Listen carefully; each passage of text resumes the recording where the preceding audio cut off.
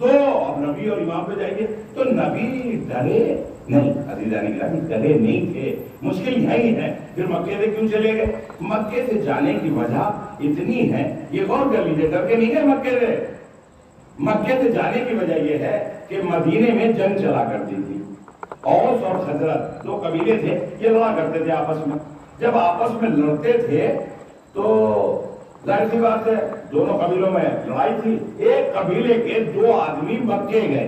مدینے کا مسئلہ ہے یہ، ذرا غور کریے، یہاں رسول اکرم نہیں ہے ابھی مدینے میں، مدینے سے 2 آدمی گئے مکے میں، اور مکے میں جا کے انہوں نے کفار سے کہا کہ بھائی آپ ہماری مدد کر دو، مدد مانگتے نہیں لوگ، تو کہا بھائی آپ ہماری مدد کر دو، فلاں قبیلے کے مقابلے ہمارے ساتھ ہو جائے آپ لوگ چل کے، ایک کاروان چلے یہاں سے فوج کا دستہ چلے اور وہ ہمارا ساتھ دے دے، ان کے اوپر ہم کامیاب ہو جائیں گے۔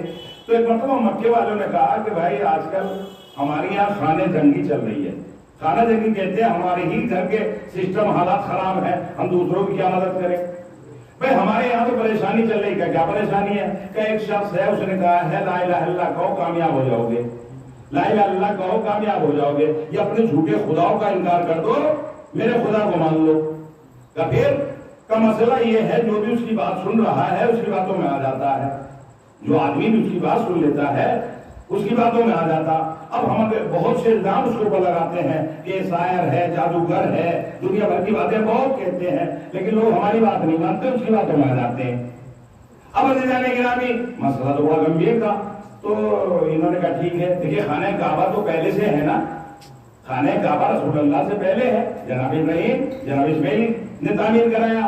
اب انہوں نے کہا کعبہ پہلے سے مشہور ہے، مکہ میں کعبہ جو ہے اس کو پہلے سے یہاں پہ لوگ حاجی وغیرہ اب انداز الگ تھا جایا کرتے تھے، کہ جب ہم آئے ہیں تو خانہ کعبہ کی زیارت کر لیں۔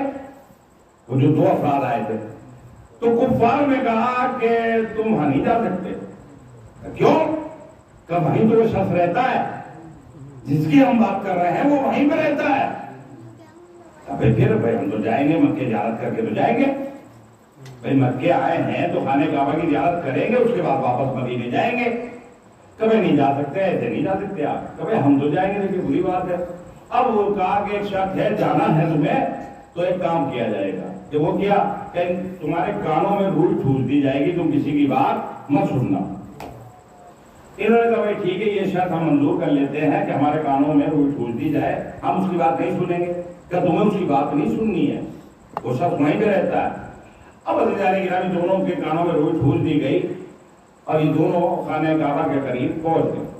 اب دونوں اشارہ کر رہے تھے ایک دوسرے سے، بات کرنا چاہتے ہیں کیونکہ کانوں سے آواز تو آ نہیں رہی، اشارہ کر رہے ہیں۔ اب وہ اشارہ کہتا رائٹ کو، یہ سمجھتا لیفٹ کو۔ جو جان بوجھ کے بہرا بن جائے اسے کون سنا سکتا ہے؟ سبب پڑے محمد والے پہلی بار بہرے بنے تھے، پہلی بار جب کوئی بہرا بنتا ہے اور وہ بھی بنایا گیا تھا، تجربہ تھا نہیں، تو دونوں نے اشاروں نے کہا کہ بھائی اس کو کرو، باہر کرو، اس کو روئی کو نکالو کانوں سے، ڈسٹرب بہت ہو گیا، پریشان بہت ہو گئے۔ دونوں نے کانوں سے روئی کو نکال دیا، اور روئی نکالنے کے بعد کہا کہ ایک بات بتاؤ، جب ہم اس کی بات سنیں گے نہیں تو مدینے میں جا کے کیا بتائیں گے؟ یہاں غور کیجیے، دیکھیے میرے دوستوں میرے بھائیوں، مدینے میں جا کے ہم کیا بتائیں گے کہ ہمارے ساتھ ہوا کیا ہے؟ جب ہم سنیں گے ہی نہیں تو بتائیں گے کیا؟ تو انہوں نے روئی نکال دی، خانہ کعبہ کے قریب گئے، زیارت کی، تو ایک مرتبہ آواز قرآن سنی، تلاوت کلام پاک سنی، تو جیسے ہی سنی تو عرب بہت پہلے سے عربی زبان سے بڑے مانوس ہے، یہ اپنی زبان بہت زیادہ اہمیت دیتے ہیں، بس ایک دم سے یہ جو ہے پیغمبر اکرم کے قریب چلے گئے۔ عربی تو تھی لیکن قرآنی لہجہ سنا تو یہ بڑے متاثر ہوئے، ایک دم جو شخص کے پاس گئے وہ کوئی اور نہ تھا، پیغمبر اکرم سے سلام پڑھے محمد۔ اب کیونکہ نیا نیا اسلام ہے، ابھی یہاں پہ اعلان رسالت ہوا ہے، 5 میں پہنچے، گفتگو شروع ہوئی۔ اب جب گفتگو شروع ہوئی کہ آپ کا پیغام کیا ہے، آپ کا دین کیا ہے، آپ کسے کہتے ہیں، پیغمبر اکرم نے ان کو سمجھایا۔ اب اگر نبی نے ڈائریکٹ اسلام پہنچایا ہوگا تو آپ خود جانتے ہیں کہ نبی کی بات ہے، دونوں نے اسلام قبول کر لیا۔ جب دونوں نے اسلام قبول کر لیا، دونوں جانے لگے مدینے۔ ابھی مدینے اسلام نہیں گئے تھا، پیغمبر نہیں گئے تھے، سنیے مدینے اسلام کیسے پہنچا. اب جب مدینے یہ دونوں چلے گئے تو انہوں نے جا کے واقعے بیان کیے کہ وہاں پہ ہم گئے, وہاں پہ رسول سے ملے اور ایسے ایسے اللہ کا رسول ہے اور امین ہے, صادق ہے, تمام فضیلتیں بیان کی جو بھی 8-10 دن رہ کے مکے میں چلے گئے. اب انہوں نے وہاں پہ جا کے تبلیغ کی. اب سنیے تبلیغ شروع ہو گئی اسلام کی. اب یہاں سے نمائندے چلے گئے کہاں؟ 2 گئے مدینے سے آئے تھے مدینے واپس. اب وہاں سے پھر 7 آدمی آئے. 7 آدمی آئے تھے, یہ بات سن لیجئے. 7 آدمی آئے, ان کی بات سننے کے بعد انہوں نے بھی یہی کیا, اسلام قبول کیا پیغمبر کے ہاتھوں پہ, اور اس کے بعد چلے گئے. اب پہلے 2 آدمی تھے وہاں, اب 7 آ گئے. کتنے آدمی ہو گئے؟ 7 واپس ہو گئے, 9 آدمی. اب 9 آدمیوں نے تبلیغ مدینے میں شروع کر دی.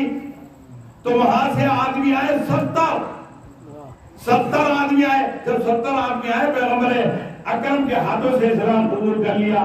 اب قبول کرنے کے بعد ان 70 افراد نے بیٹھنے کے بعد پیغمبر کے ساتھ, یا رسول اللہ, مکے والے آپ جیسی عظیم شخصیت کو یہ ستا رہے ہیں, پریشان کر رہے ہیں, اذیتیں دے رہے ہیں, یا رسول اللہ مدینے آ جائیے. اب سنیے جب تک حقیقت پر معلوم نہ ہو, اب مدینے آ جائیے.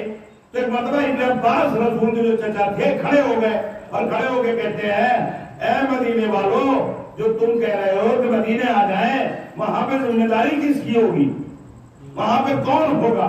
تو 70 کے 70 لوگوں نے ہاتھ اٹھا کے کہا, یا رسول اللہ, ہم مددگار ہوں گے, ہم آپ کا ساتھ دیں گے, ہم آپ کے ساتھ مدد کریں گے. اب یہاں پہ عہد و پیمان ہوا ہے. اب یہاں پہ عہد ہوا, پیمان کیا گیا کہ بھئی مکے آنا ہے اور مکے جانا ہے, مکے سے مدینے جانا ہے. اب عزیزان گرامی کتنے آدمی چلے گئے وہاں؟ 70 یہ گئے, 9 پہلے تھے, 79 آدمی ہو گئے. اب عزیزان گرامی اب مدینے میں تبلیغ ہونا شروع ہو گئی. اب جب اسلام پہنچ گیا مدینے میں, ابھی رسول نہیں پہنچے مدینے میں, رسول نہیں پہنچے ہیں. اب عزیزان گرامی ایک وقت وہ آ گیا تو پیمان ہو گئے تھے کہ جانا ہے انہیں. پیغمبر اکرم نے کیا کیا, اپنے جو مسلمان جنہوں نے کلمہ پڑھ لیا تھا, اسلام قبول کر لیا تھا, ان کو بلایا, کہا صوفی جی آؤ. پیغمبر اکرم کے پاس پہنچے, کہا آپ اپنے پریوار کو لے کے مکے سے مدینے چلے جاؤ, کیونکہ یہاں پہ آپ کو اذیتیں دے رہے, مسلمانوں کو اذیت دے رہے.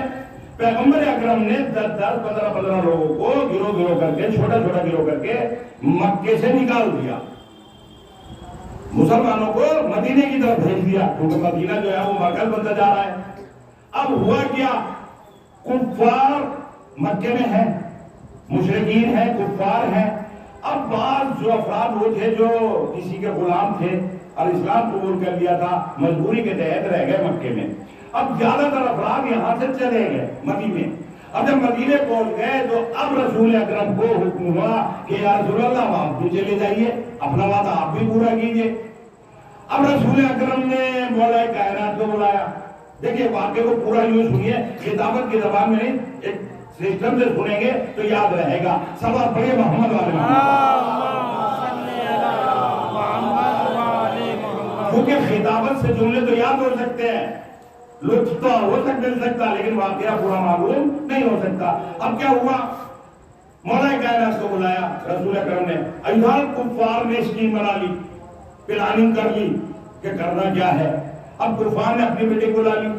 بلانے کے بعد کہا کہ دیکھو رسول اللہ کے جتنے چاہنے والے مسلمان تھے اکثریت جا چکی مدینے, اب بہتر ہے ان کے اوپر حملہ کر دو, اب ان سے فائدہ اٹھا لو. ان کے ہمدرد جو مددگار ہیں وہ زیادہ تو لوگ چلے گئے جنہوں نے اسلام قبول کیا تھا, ہوتا ہے تنائی کا فائدہ اٹھا لو. ادھر اللہ نے کفار کے اس نجس ارادے سے, ناپاک ارادے سے رسول کو مبتلا کیا. کیا نبی تم ہجرت کر جاؤ, تم اس جگہ سے ہجرت کر جاؤ. اب وہاں پہ اسکیم بنی. آپ کو میں دنیا کی عجیب و غریب بات بتا رہا ہوں. جس جگہ نبی کے قتل کی اسکیم بنائی گئی تھی اس جگہ کا نام ہے دار الندوہ. دار الندوہ آج بھی ندوی, علماء ندوی آپ نے سنا ہوگا, اور مدرسہ اس جگہ اس نام سے, بطور جہاں پیغمبر کے قتل کی اسکیم بنائی گئی اس جگہ کا نام ہے دار الندوہ. تو مسلمان آج بھی اپنے مدرسوں کا نام دار الندوہ رکھ رہے ہیں. اس سے بڑی مصیبت کیا ہوگی؟ پھر کہتے ہیں ہم اسلام کے چاہنے والے ہیں. تو اس جگہ کا نام ہے دارالندوہ جہاں پہ قتل کی اسکیم بنی. اچھا وہاں پہ اسکیم کیا بنی؟ ادھر تو یہ ہوا حکم کے چلے جاؤ, ادھر کیا ہوا؟ ادھر پلاننگ بنی. ایک کھڑا ہوا, کھڑا ہونے کے بعد کہا کہ ایسا کرو اب انہیں گرفتار کر لو, اسیر کر لو, قیدی بنا لو. تو دوسرا کھڑا ہوا کہ اگر ہم نے انہیں قیدی بنا لیا تو ابو طالب کا روب اور جلال اتنا ہے کہ اکیلے ابو طالب ہی کافی ہے, اکیلے ابو طالب کافی ہے, ان کا لال کافی ہے. لہذا کیا کرے؟ تو دوسری اسکیم بنی کہ انہیں ضلع وطن کر دو, انہیں یہاں سے نکال دو. یہ بھی بنی اسکیم, اس شہر سے نکال دو جسے کہتے ہیں ضلع بدار, ضلع بدار کر دو. کہے تو جہاں جائیں گے اسلام پہنچائیں گے. پھر تیسری اسکیم یہ بنی تھی کہ ایسا کرو انہیں قتل ہی کر دو. اور 40 قبیلوں کے لوگ بلائے گئے تھے, 40 قبیلوں کے, تاکہ کسی کے ایک سے بدلہ نہ لیا جائے. 40 افراد آ گئے. آنے کے بعد گھر کو گھیر لیا. گھر کو جب گھیر لیا تو عزیزان گرامی میں اکثر کہتا ہوں ایک بات, پیغمبر اکرم نے مولا کائنات کو بلایا, بلانے کے بعد کہا علی کفار کا ارادہ یہ ہے کہ مجھے قتل کریں, لہذا میں مدینے جانا چاہتا ہوں, تمہاری کیا مشورہ ہے؟ تو میری جگہ پہ لیٹ جاؤ, مجھے جانا ہے. اور امانتیں دینی تھی. سنیے, امین بنایا تھا مولا کائنات کو, کیونکہ کچھ لوگوں کی امانتیں پیغمبر اکرم پہ تھی, وہ امانتیں سونپنی تھی. اب پیغمبر کو جانا ہے سفر پہ, تو اپنا امین بنایا کسے؟ مولا کائنات کو. تو ایک مرتبہ مولا کائنات نے سوال پوچھا, یا رسول اللہ کیا میرے لیٹنے سے آپ کی جان بچے گی؟ ذرا غور تو کرے, جبکہ سوال یہ ہونا چاہیے رسول اللہ آپ تو جا رہے ہیں, آپ تو جا رہے ہیں, آپ کی جان تو بچی جائے گی, لیٹنا تو مجھے ہے, کیا میری جان بچے گی؟ علی نے یہ نہیں کہا میری جان بچے گی, بلکہ کہا کہ آپ کی جان بچ جائے گی. عزیزان گرامی اسی کو جانشین کہتے ہیں, اسی کو ولی خدا کہتے ہیں, اسی کو کہتے ہیں امام. امام نے بتا دیا جب رسول بچ جائے گا تو نفس رسول خدا خود بچ جائے گا, اسے رسول کہتے ہیں, ایسے امام کہتے ہیں. یہ ایک پیغام ہوتا ہے. بہرحال اب جب لیٹے, پہلا سجدہ ہوئے زمین پہ جو ہوا ہے سجدہ شکر کے نام سے, تو مولا کائنات نے کیا, اور یہی شب ہجرت کیا تھا. اس سے پہلا سجدہ شکر کسی نے نہیں کیا ہے. اللہ کو سب سے پہلا سجدہ شکر کرنے والے کا نام ہے مولا کائنات, شب ہجرت کیا ہے. اس سے پہلے سجدہ شکر نہیں کیا, پہلا سجدہ کیا ہے سجدہ شکر. پروردگار تیرا شکر ہے تو نے مجھے نبی کا فدیہ قرار دیا. اسے کہتے ہیں عزیزان گرامی معرفت, اسے کہتے ہیں امامت, اسے کہتے ہیں جانشینی. بہرحال لیٹ گئے بستر پہ.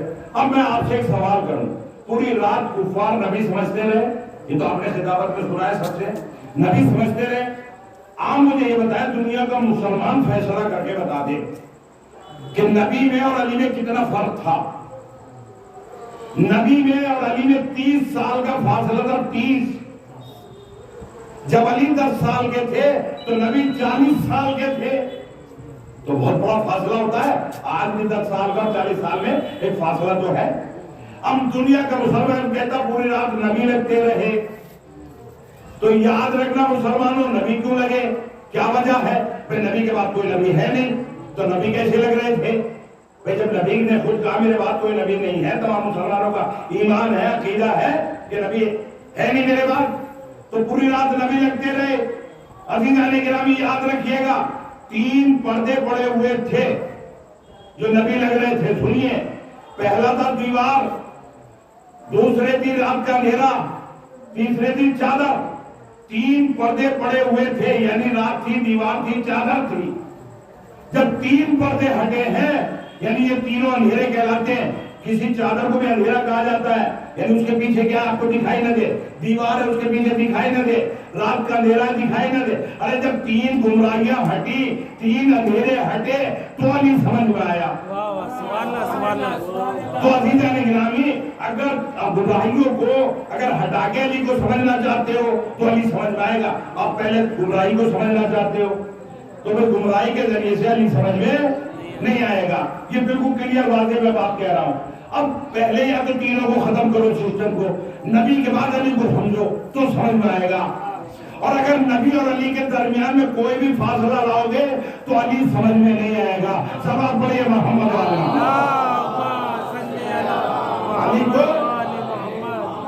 علی کو سمجھنا ہے تو نبی کے بلا فضل سمجھ میں آئیں گے. ذرہ برابر بھی فاصلہ ہوا علی اور نبی کے درمیان تو علی سمجھ میں نہیں آئیں گے، نہیں آئیں گے، نہیں آئیں گے، اس لیے کہ بلا فصل ولایت سونپی گئی ہے علی کو۔ بہرحال مسلمانوں سے بس یہی سوال ہے کہ یا تو یہ چادر کا کمال مان لو کہ جس کی وجہ سے نبی لگ رہے تھے، یا یہ مان لو مسلمانوں کہ ایک شب کے لیے علی کو نبی بنایا گیا، ایک رات کے لیے صحیح، صوفی جی ایک ہی رات کے لیے صحیح، تو مسلمانوں مان لو کہ علی نبی بھی ہیں۔ کبھی یہ نہیں مانیں گے اس لیے کہ نبی کے بعد کوئی نبی نہیں ہے، تو جب یہ نہیں مانو گے تو یہ مان لو کہ چادر کا کمال ہے، جو اسے اوڑھ لے وہ نبی لگنے لگتا ہے۔ یہ چادر کا کمال تھا، چادر اوڑھ رکھی تھی اس لیے دھوکے میں آئے۔ اب عزیزان گرامی سنیے، میں بھی یہی کہتا ہوں، حقیقت یہ ہے کہ چادر کا کمال تھا اس لیے کہ جب علی نے اوڑھی تو نبی لگنے لگے، جب پنجتن نے اوڑھی تو جبریل کی سمجھ میں آئے۔ صلوات پڑھے محمد محمد۔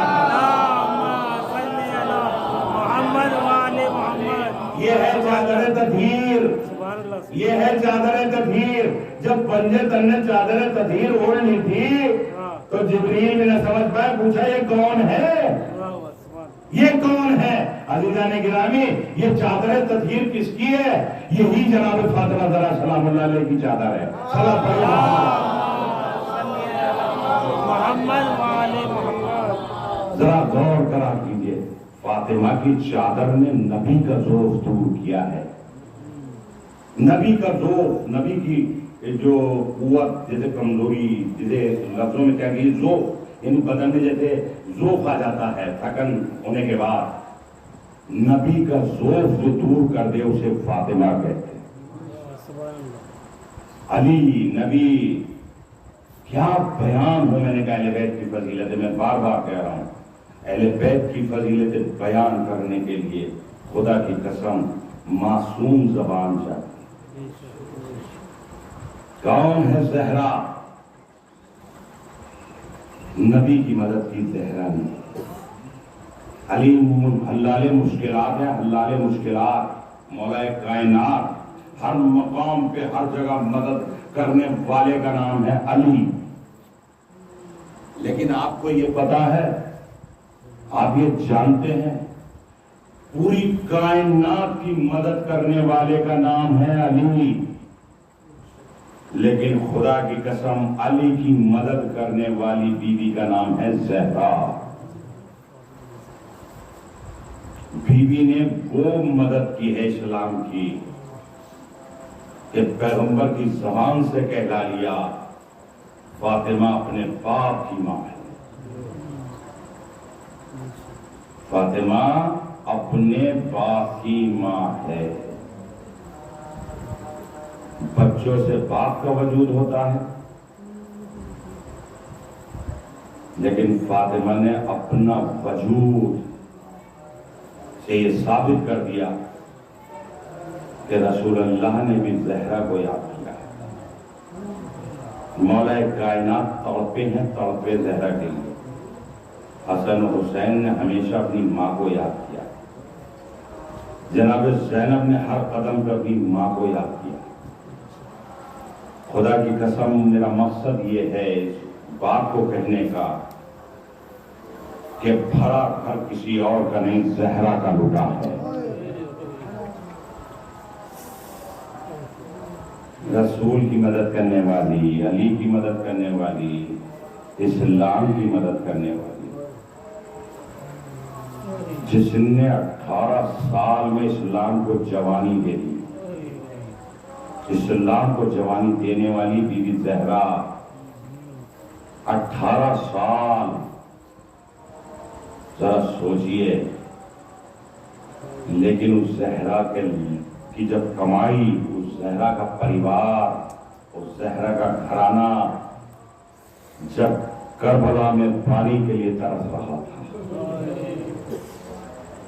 کتنی مصیبت ہے۔ نام نہاد مسلمان ادھر کلمہ پڑھ کے لا الہ الا اللہ محمد رسول اللہ کہنے والے مسلمان जब पानी से भी पाबंदी लगा दी। खुदा की कसम सही बात है कि ला इलाहा इल्लल्लाह कहने वाले थे, मोहम्मद रसूलुल्लाह कहने वाले थे। अफसोस तो यही है कि रसूल का कलमा पढ़ते थे, रसूल के नवासे को ज़िबा करते थे। यही तो कयामत है। हाफिज कुरान अपने आप को बताते थे, रसूल का सहाबी बताते थे, लेकिन औलाद कैसी निकली कि खुद रसूल के सामने, नवासे के सामने आ गई, जिसके बार बार मौला हुसैन को बार बार पहुंचवाया, हर मकाम पे पहुंचवाया। अजीजो, 4 मुहर्रम को पानी बंद हुआ है, 7 मुहर्रम गुजर गई, पानी तमाम हो गया। खेमों में पानी नहीं है, खेमों में पानी नहीं है। मैं एक दिन सोच रहा था कि हमारे बुजुर्गों ने 7 मुहर्रम से नजर का एहतमाम क्यों किया। सोचिएगा आप भी। अच्छा, बात तो समझ में आती है जब आदमी कहता कि भाई कीजिए की नजर हो 10वें की, 20वें की, 6 की, लेकिन हमारे बुजुर्गों ने ये 7 मुहर्रम से क्यों किया था पानी खाने का एहतमाम। सोचा कभी आपने, गौर किया कभी आपने? नहीं गौर किया। मेरे दोस्तों, मेरे अजीजों, हमारे बुजुर्गों पे लाखों सलाम। यकीन मानिए, हमारे जितने भी बुजुर्ग गुजरे हैं बड़ी दूर की सोचते थे। उन्होंने ये पैगाम दे दिया कि देखो अब करबला में प्यास और खाने की कमी, लिहाजा दुनिया के मुसलमानों हम 7 मुहर्रम से तुम्हें खिलाना और पिलाना शुरू कर देंगे। ये याद रहे कि 7 मुहर्रम ये उस तरफ इशारा है कि उधर भूखे प्यासे थे। हाँ दुनिया वालों, खा लो, तुम खा लो, आज भी हम, आज भी हमारा इतना बड़ा दिल है, तुमने हमें 7 मुहर्रम से भूखा और प्यासा रखा, हम तुम्हें खिला के बता रहे हैं। इसीलिए 7 तारीख, 8 तारीख, 9 तारीख, 3 दिन नज़र का एहतमाम किया गया। कोई हम में से ऐसा तो नहीं है जो कि कहते मैंने किया है।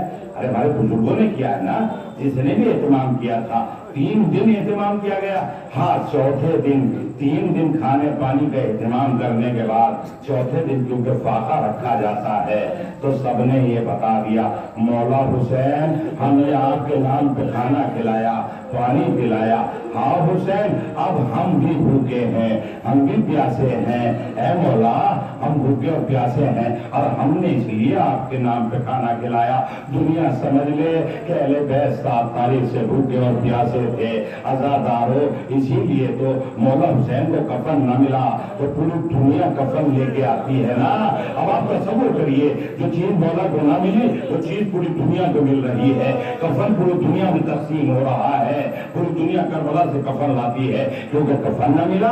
अज़ादारो, ये खाना और पानी भी 3 दिन इसीलिए एहतमाम किया गया है कि यहाँ पे पानी बंद है। दुनिया के लोगों को कुछ तो एहसास खाते में हो। आज मौला हुसैन पर पानी बंद कर दिया गया था। अरे कम से कम एक बार लानत तो कर दिया करो, एक बार लानत तो कर दिया करो जालिमीन पे कि जिन्होंने रसूल के नवासे का पानी बंद कर दिया। अज़ादारो, पानी के लिए रिवायतें इतनी है, जनाब सकीना कहती हैं कि बच्चों की ज़बानें बाहर आ गई थी, बड़े इशारों में गुफ्तगू कर रहे थे। इशारों में बड़ों के अंदर भी इतनी कुव्वत नहीं थी कि वो जबान से बोल सकें। जब प्यास का गलबा होता है ना तो आग पे हम पे भी होता है। तो हम लोग क्या करते हैं, कभी भी थोड़ा गौर कीजिएगा, जब धूप में बहुत गर्मी की शिद्दत में जब आप अपने घर में आते हैं तो इशारे से कहते हैं कि पानी ले आओ। कभी कभी मुंह से नहीं बोला जाता ना, एक वक्त की प्यास अगर हो जाए तो इशारे करने पड़ते हैं। वहां तो 3 दिन के भूखे प्यासे थे, चौथा दिन था। अरे बच्चों पे क्या बीत रही थी। अच्छा, प्यास के नाम पे जब जनाब सकीना ने कहा, मौला हुसैन से कहा, बाबा प्यास मारे डालती है बच्चों को। बाबा कितने बच्चे हैं कि प्यास की वजह से बेहाल हो चुके हैं। तो एक मर्तबा जनाब अब्बास आए और आने के बाद कहा, आका मुझे मालूम है मुझे जंग की इजाजत नहीं मिलेगी, लेकिन पानी की सबील कर दूं, पानी की सबील कर लूं। मैं सक़ाए सकीना हूं, मैं लमदार हूं ना, इस लश्कर का मैं लमदार हूं, मेरी जिम्मेदारी है कि मैं पानी का इंतजाम करूं। आका तो कोई भी नहीं बचा, जो गया है मैदान में रह गया है। अब एक मर्तबा मौला हुसैन ने कैसे रुखसत किया है मुझे कुछ नहीं मालूम। अज़ादारो इतना मिलता है इमाम हुसैन ने कमर पे हाथ रख लिया। अच्छा क्यों ना रखते, लश्कर के सरदार थे, लश्कर के सरदार अबुल फजल अब्बास थे। हाथ को कफन कमर पे रखा, रखने के बाद एक जुमला कहा, भैया अब्बास तुम भी जा रहे हो, भैया अब्बास तुम भी छोड़ के जा रहे हो। है भैया क्या नहीं आका, आका पानी की सबील कर देता हूँ, देखते नहीं है बच्चों की हालत क्या हो चुकी है। एक मर्तबा अज़ादारो जो अलम पे लिखा था हाजा रब्बी, अज़ादारो को मिटाया, फतुल करीम को मिटाने के बाद एक मर्तबा लिखा इन्ना लिल्लाह व इन्ना इलैहि राजिऊन। एक मर्तबा अज़ादारो मुख्तसर ये अलम जैसी लाके दिया गया। तो एक मर्तबा जनाब सकीना आई और आने के बाद का चाचा आप पानी लेने जाते हैं, जल्दी से मशीना दौड़ के लाई, मशीदा दौड़ के लाई। मशीदा अगर आपने देखा होगा, मशीदा को आपने देखा है, बचपन में भी देखा है, पासे का अभी भी नजर आता है, ये चमड़े का मशीदा होता है। अज़ादारो जब ये सूख जाता है ना तो बड़ी मुश्किल से ये पानी उनके अंदर आता है। अज़ादारो अबुल फजल अब्बास सूखा हुआ मशीदा लेके गए थे, नहर में डालने के बाद उस मशीदे में पानी भरा, अब्बास लेकर चले। अज़ादारो जालिम ने धोखे से वार किया, अब्बास का बाजू कलम हुआ, लेकिन मैं चिल्ला के नहीं पहुंच सकता क्योंकि मेरे अंदर भी वही ताकत है जो आपके अंदर है। कलेजा बाहर आ जाता है। तज़किरा करने से आप अगर तसव्वुर कर लेंगे तो आपसे रोते हुए गुफ्तगू नहीं हो सकती। मैं भी इसीलिए आहिस्ता आहिस्ता कह रहा हूँ। अज़ादारो अबुल फजल अब्बास ने उस अलम से जो हाथ कट गया, दूसरे अलम ने दूसरे हाथ से अलम को पकड़ लिया। अज़ादारो वो बाजू भी कलम हो गया। जब वो बाजू कलम हुआ तो एक मर्तबा अब्बास ने अलम को अपने दांतों से पकड़ लिया। अज़ादारो सुनिएगा, एक मर्तबा जालिम ने मस्जिदे पे तीर मारा, अब जो मस्जिदे पे तीर लगा है तो अब्बास की ये जंग थी, ये सबसे बड़ी जंग थी अब्बास के लिए। अब्बास के लिए सबसे बड़ा जिंदगी की मुसीबत का सबसे बड़ा लम्हा अगर कोई था तो मस्जिद सकीना में तीर लगना। बाजू का कलम होना अब्बास में मुसीबत नहीं थी, बाजू का कलम होना अब्बास के लिए कोई मुसीबत नहीं थी, इसलिए कि अब्बास को यकीन था मस्जिद सलामत है, मेरे बाजू कट जाए तो कट जाए। मुसीबत जब पड़ी, जब मस्जिद सकीना पे तीर लगा, एक मर्तबा अब्बास की तमन्ना दिल में रह गई, ज़बानी रह गया, एक आवाज गूंजी, आका मेरा सलाम लीजिए, मेरा सलाम लीजिए, आका मेरा सलाम लीजिए। आप जानते हैं मौला हुसैन अली अकबर के जनाब अब्बास के पास पहुंच गए और पहुंचने के बाद सारी वसीयतें एक तरफ, बस इतना कहा, ऐ भैया अब्बास तुमने हमेशा आका कहा, एक बार मुझे भाई कह दो। अज़ादारो अब्बास ने कहा, आका मेरी माँ ने मुझसे वसीयत की थी कभी भी आका के अलावा कुछ न कहना। एक मतलब इमाम कहते हैं मैं इमाम वक्त हूँ, अब मैं कह रहा हूँ मुझे भाई कह दो। अज़ादारो उनकी इस लबों से एक मर्तबा अब्बास ने भाई कहा, अम्मा से माजरत करके कहा, अम्मा इमाम वक्त कह रहा है, मेरी मजबूरी, अम्मा मैं क्या करूं, मैंने आपसे वादा किया था। अज़ादारो इधर भाई कहा, हुसैन ने गले से लगाया, अब्बास ने वसीयत की, आका मेरे जनाजा न उठाइएगा, इसलिए कि अब्बास जानते थे जब तक अब्बास सलामत है, हुसैन की कुव्वत बाकी है, अब्बास दुनिया से जाएगा, हुसैन की कमर टूट जाएगी, हुसैन से लाजा न उठेगा। और उधर सकीना की याद थी, ऐ सकीना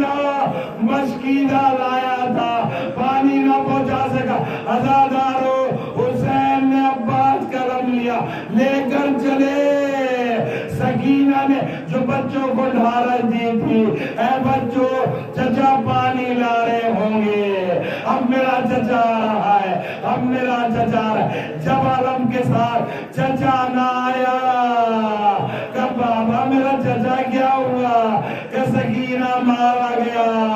ایک مرتبہ سکینہ نے کہا بابا اب میں پانی نہ مانگوں گی مجھے نہ پتا تھا میرا چچا مارا جائے گا.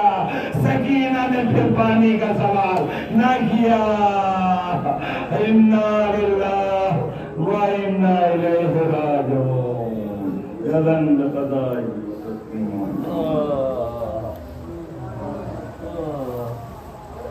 الہی بخص صفاتک وبعز جلالک وبعظم اسمائک وبنور انبیائک وبعصمت اولیائک وبضمان شہدائک وبمناجات فقرائک نسألک زیادة فی العلم وصحة فی الجسم وبرکة فی الرزق وطولا فی العمر وتوبة قبل الموت وراحة عند الموت ومغفرة بعد الموت ونجاة من النار ودخولا في الجنة وعاقبة في الدين والدنيا والآخرة برحمتك يا أرحم الراحمين.